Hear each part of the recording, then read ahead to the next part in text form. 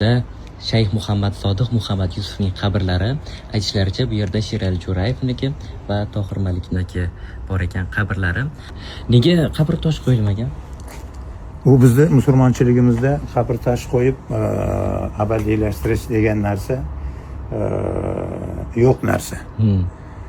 Ilgarigi paytlarda qoida bo'yicha qadimiy qabristonlarda, masalan, mana Chiqatoy qabristoni, Samarqandga borsangiz, Samarqanddagi Shohizinda qabristonlarida qabrlarning birortasida ham na mashhur, na oddiy savdo o'ziga to'q bo'lgan insonlar haqida ma'lum bir toshlar qo'yib o'zlarini abadiylashtirishdagi degan narsa yo'q.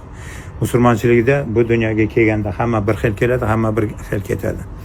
Qabrga qo'yilgan toshlar, bu qilingan narsalar, bu hammasi o'tkinchi.